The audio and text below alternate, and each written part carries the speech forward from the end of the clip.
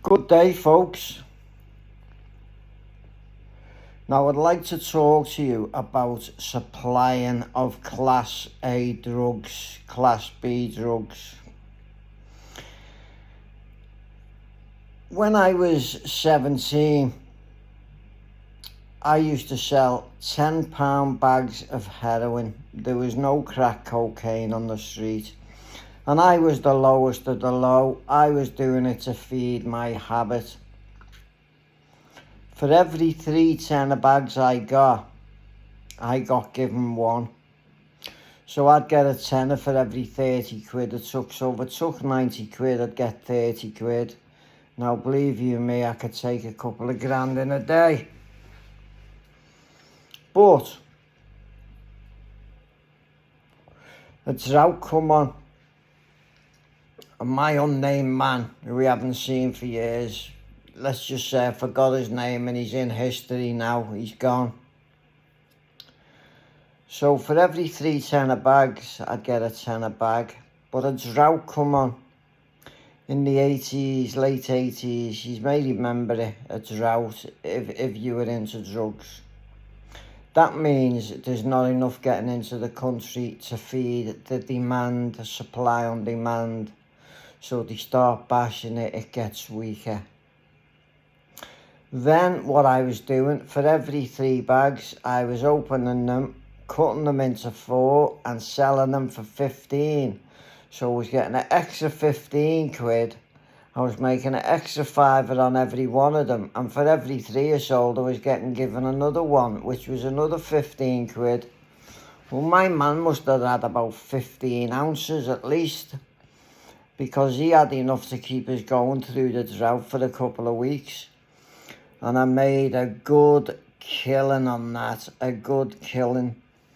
Now, what is the difference between supplying with intent and technical supplying? Supplying with intent is me cutting up, say, 50 tenner bags in the morning, going out and selling them. Technical supply is if I buy 1 bag for myself and give a friend some, technically I have supplied them with the drug. Even if no money has changed hands, it is called technical supply. Now, one thing I don't like being in the drug game earlier on in my life is drug dealers. Now, I don't say I hate them, but I don't like them. You know, they make the crime rate go up. They are only interested in lining the pockets. But fair enough, I've done it, so who am I to judge? But number 1 rule, if you know someone selling drugs, keep that stum. No matter what, you do not grass.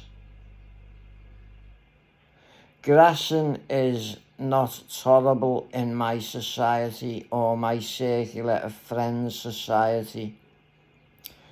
The only person I would not call a grass is if a gentleman or a lady walked in the entry and collared a 40-year-old man abusing a 12-year-old man. Now, I'll put my neck on the line. I would make a statement against them. No hesitation. These people should be locked up and thrown. The key should be thrown away. And I'm sure you'll agree about that. Because when I was a kid, I remember a documentary on the Kenny about that. When I lived in Kenny, watching a documentary on telly about Sydney Cook and that sex paedophile ring down south. Sydney Cook's dead now, R.I.P. R.I.H. Rest in hell, you fucking pedo swat. You know, but my advice to anyone is if you never ever took a drug and someone offers you a drug, you don't know what that drug is. Don't take it. You don't know what you're missing. So if you don't know what you're missing, don't take it, forget it, give it a wide swerve. I've never took spice, and I never would. I've seen the damages it causes, but I don't want to have that one go in case I like it. But I ain't never ever going to have that go, and that's on my mum's ashes.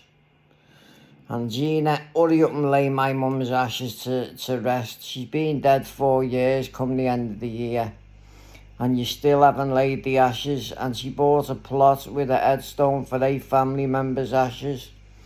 And I was in hospital, and you said I was claiming the body. If I wasn't in hospital, you wouldn't have claimed it. But you've said I'm going in with me dad. Well, I'm not going in with me dad. I buried me dad. I claimed the community care grant and the rest towards the funeral, because they only give you the certain amount. But, you know, Gina, why did you get your brother nicked? Why did you make a statement saying, I am willing to go to court? My barrister said, I'll tell you one thing, your sister's not happy with you. She wants what you've got. She's envious of you. Well, I'm not loaded, Gina, but let's have it right. I've never asked to borrow money off you. You've asked to borrow £5 off me before today. You don't get your brother nicked when your mum's just died and stripped the house out. That is just... You know, you've got all my mum's photographs, you're denying it. You've got a camcorder, you took the car, you took the jewellery, you took £4,000 out of bag. You give the vase to Leah Enders when the next day my mum was doing a list and giving me that vase. But Leah Enders of Rufford Road, she grassed on me as well. She made a statement, turned up in court, and the prosecution stood up and said, Gina Mosley and Leah Enders are here willing to give evidence. They had made a statement stating they are willing to attend court. Now, if you want to contest this, Gina or Leah Enders, I'll get in touch with my solicitor and get them statements sent out straight away. Because two rights don't make a wrong. And people have been saying to me, grass on your sister, I've got something on you. You know what I mean, the bingo. Well, I'm not about that. I don't stoop to people's level. Someone wants to grass on me, I ain't gonna grass on them. There's only one offence where I've made a statement. Remember the lady stitched me up and I'd done over a 12-month jail sentence on remand. She said I threatened her. False allegations to drop the charges. Day before my trial, police knocked on the door and said, you're up tomorrow, give evidence against Mark. Oh, she says, I remember it wasn't him now, it was his brother. So I got called up to court a day early. They asked me to make a statement saying I was arrested for something I didn't do. I did not do this offence, and Susan Dooley, or Susan Quinn, I know her. Susan Dooley, who I knew her as, she gave her name in as Susan Quinn. That's why I didn't know it was in the statement. Yeah, I made a statement against you, but I made a statement just saying I got arrested for something I didn't do. And to be honest, people who are making false allegations, you could have been making a false allegation saying you bought 2 kilos off someone and got them a 10-year sentence. Because that's not hearsay, that's from the horse's mouth, that's fact evidence, and that can convict someone. And people like you are a very dangerous women to be in our society. That's why, no disrespect to the women, my motto is keep women out of your business, unless you know them really well. Because there are some good women who like... you call them one of the lads, you know you can trust them. My ex coming over tomorrow, she's one of the lads. She doesn't look like a lad, she's a pretty girl, but you know, she's a friend and she's coming over to help me clean up. I'm not going to name her, you know, because it wouldn't be right if people don't want me naming them on social media. I won't name them. I was supposed to go and get a haircut today and get some shopping. I got some shopping from Asda at 2 o'clock this morning. I come in and I put me credit, debit cards, etc. somewhere safe, and I can't remember where I put them. I've got, I wanted to go and get another shop today, but it's a good job I got a good few toiletries in, as in disinfectant, bleach. I didn't need them all, but at least I've got them for tomorrow when my ex-partner comes over to visit me.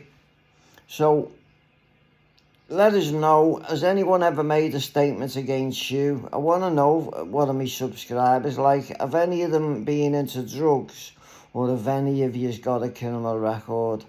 I'm not here to judge no one. I appreciate your honesty and respect, because what you've done in the past does not mean to say you would do it now. I am now a law-abiding citizen, man. Alright, if someone knocked at the door now, say he had 15 things and he wanted £15 each for them, I'd go, £15 each, 15 of them, I'd go, well, you're talking what, about 225 quid, 15, something like that. I'd go, I'll give you the 130 cash for the lot now. Then I'd sell them for £15 each. Just a little wheeling and dealing. Hardly a criminal offence. But at the same time, if someone come up to me selling, let's say, a PC, and I knew it come out of someone's house, I'm not touching that with my hands. I'm not touching anything out of anyone's house.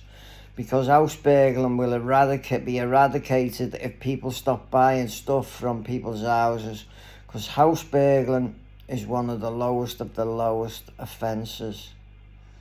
And I'm not going to judge anyone who said they've been nicked for burglary. I've been nicked for one, and I never burgled it. Someone else did, and they left the door open, and I ran in to grab scraps because I was on the drugs, just to get a quick 50 quid.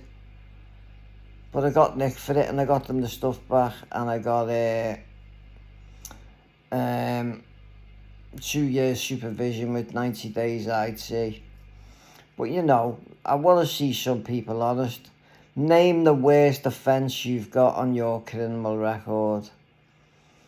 And as soon as I get my hair cut tomorrow, find me debit cards and that, I'm going to be putting out more content. Now, would you like me to go on Saturday if I find me cards and sit outside St Anne's Street police station and film the cars going in, and then the police will stop and ask me what I'm doing? I'll tell them, well, what do you think I'm doing? I'm just filming, officer. Well, I'm on public land and I can do it.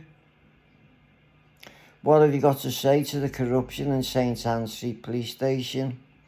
Someone getting arrested with their money, and by the time he gets to the police station, the money's halved, 25 grand's vanished. It's a bit wrong, like, isn't it? You know, they are a law unto themselves. Does any old school ever remember a Jack called Edwards with a beard from Waverty Road? Also Scottish Angus.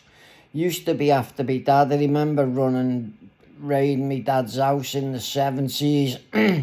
Always trying to get me dad. Always. You know, I've been to many prisons to visit me dad. Risley, Appleton, Thorn, Walton. You know, and the prisons are not what they used to be like. The prisons are now run by the young fraternity. And if you're a sex offender and you become a Muslim in jail, they protect you. The Muslims run the jail. No matter what your offence is, you've got protection because Muslims believe in forgiving you. Well, hang on. I'm heterosexual. Someone else could be gay. Someone else could be a paedophile. I put a paedophile in the gender. Once heterosexual, always heterosexual. Once gay, always gay. Once a paedophile, always a paedophile. It should be put into a gender of paedophilia. They like young girls, and I don't even like sleeping with a woman who is shaven down below. It reminds you of a kid.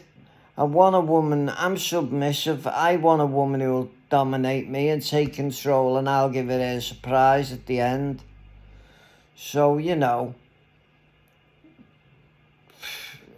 do you agree? Paedophilia should be put in the category of like heterosexual, a gay man. It should be put in the category of a gender, because that's what they fucking are. And you know, if I was a judge, first offence, indecent images, boom, slam, 7 years, first offence. Come back in front of me and you're getting double figures.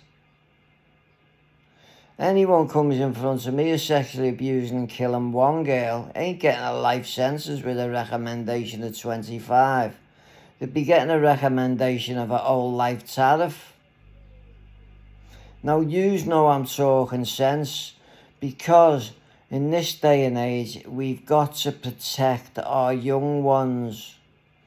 Protect them, protect society, and break this morale of grooming. You know, people may be grooming someone to sell drugs. People may groom someone to burgle houses. Grooming goes on in all walks of life. But the main form of grooming is hitting on young boys and young girls. Well, there's no place in society for yous. The only place for yous is a fucking coffin in one of the cemeteries. And that's all I've got to say for it, because I'm starting to get emotional being a heterosexual man who is being abused himself. And I don't like talking about it because I'll break down crying. Mark Gillis used to come down from London, Scotland for the 12th of July. I was only a kid. Family friend, sexually fondling me. You dirty fucking animal. And he was up in Barlinnie Court. I don't know what the offence was, but he told the magistrate, if he remand me in custody, he'll hang himself. Well, he fucking did hung himself. Thank God, good riddance. And when I was in admission unit, Livingston Drive, the second one, the new one, they asked me, did I want to go to a special boarding school called Dolreid, which has got another one related to it, Innisfechan in Dolgethley, or did I want to go home? Well, Scotch Mark was living in my mum's then, and that was my way out. I chose Dolreid.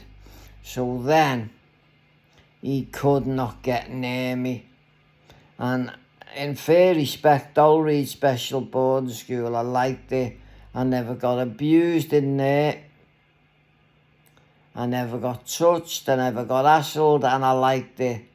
But I didn't like that it was a couple of 100 miles away from home, and the social workers were on strike in the 70s. And when they come to collect me to take me back to Dolreid, my mum went to the door and went, he's not going back, and the fella went on his way. And before the social workers coming back on strike, my mum got me in a Arundel Avenue Comprehensive School. I call it the School of All Nations because, you know, there must have been about at least 50 languages spoken in that school. And that's not being racial. I'm never racial. We've all got a heart. We all have red blood. We're just a different colour. And what does that mean? We're all intelligent to some degree. Some people may think I'm thick. If you want to have a chat about politics, well, I'll leave you standing. If I said to you, Who was the First Lady Secretary of State in America? What would you say? Now, I know 9 times out of 10 won't know this. The First Lady Secretary of State in America was Madeleine Albright. The second one was Nancy Reagan. Can you name me any Home Secretaries under Thatcher? Well, I know Douglas Hurd was. Douglas Hurd and his boys making all that fucking noise. I think Howard was. And I'm not sure if Gordon Brown was. But I'm quite good at, very good at politics. I remember years ago, you don't see them no more. Remember they used to come round, vote Labour, your local candidate. Sir David Alton used to come round in a car round Jubilee Drive and all them with a PA speaker rigged to a CB radio. You don't see them no more, do you? Because I think they only concentrate on the constituencies, what are in the balance, or the constituencies they want to steal back seats. But where they know it's going to be a landslide, they don't focus into that channel. But anyway, I hope you watched this right through. And the number is 5. Type 5 if you watched it all the way right through. I make no bones about it. I want to get monetized. And you know the first 3 checks I get off YouTube will be sent to charities. And I can assure you of this, because you are going to see me write a check out, put it in an envelope and post it, and then I'm going to show you me bank statements deducted when the check is cleared and cashed. You're going to see it. So refer this video to someone else, because you're earning a charity money. Be it if it's only for the first 3 times I'm monetized, you could earn them 500 quid. Well, 500 quid in a hospice goes a long way. A very long way. It could keep someone in disposable nappies for 5 months, because they get them at wholesale, and because they buy them in bulk of millions for them all up and down the country, they get them vast cheaper. Say you pay, for instance, 10 pence a nappy, they'll be paying 2p a nappy. That's the way it is. The more you buy, the cheaper they are.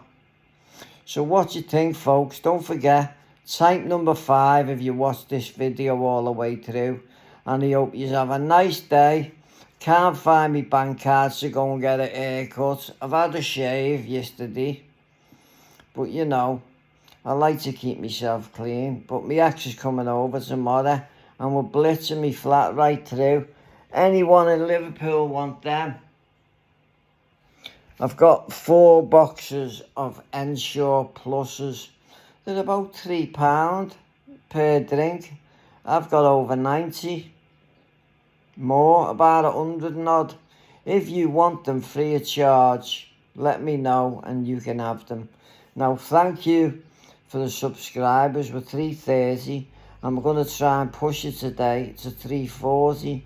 We're going to go for 10 a day. If you want to make another subscription in your own ID and subscribe in another ID, I'd be grateful for that. I know people have done it just to get me up there, but in 2 weeks I'm going to be getting out and about content. I am going to be going in when I can do lives to Liverpool, and I will say, if anyone wants to make a donation to this lad, send it through now. So he sees it come on the screen, and I will give him it there and then in front of your nose. So if you just want to donate, don't donate to me. Donate to the homeless. Now, whether they're on drugs or not, they've got problems. They're being sexually abused, they've been to prison, they've been in the care system. And drugs is their coping mechanism. Just like your coping mechanism could be cigarettes or a little drink. Now, comes to think of that, I got 2 bottles of WKD yesterday. And you know what? I drank 3/4 of a bottle because I'm not an alky. Oh, I like my yogurts, don't I? So there's the second bottle of the WKD. So with it's called A Drink with Mark. You know, I'm sure you just don't mind having a little drink with me for 15 minutes or 10 minutes. Oh my God, I've been on nearly half an hour. What's happening? I'd be grateful if you could watch all this content right through, because, and could you share it to your other platforms? What drugs have you took? What age were you when you started taking drugs? And do you regret this? Because your wealth is your health. I'm not loaded by any means. I'm getting me PC wired this week. My mate's going to take me. Should have been up this morning, but if I knew where my cards were, I'd be there now. I could just go in. If the wire's not broke, I'll just go give us a new monitor, because the PC is a top gaming machine, and I may even get it upgraded. And I want an external hard drive and a new nice set of speakers. And then I'm going to be buying some apps, screen recorder. But please note, no photos of anyone are kept on my phone, only family or nice places, because please get hold of your phone.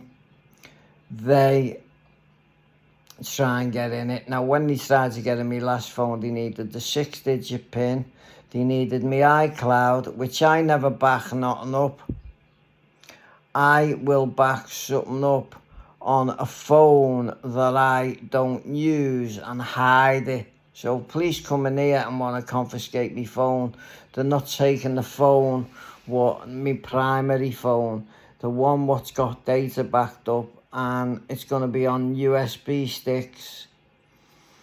So I've got it all the time, and I can put the videos out again. I'm going to organise them and relabel them into proper folders, like my life story. And 6 and 7, would you like me to do it again in depth? Or for those who like my life story, would you like me to start from beginning to end, and hour sessions, proper, uncut, everything told, down to what he had for me breakfast? Well, not that far, but you know what I mean. Cheers, folks.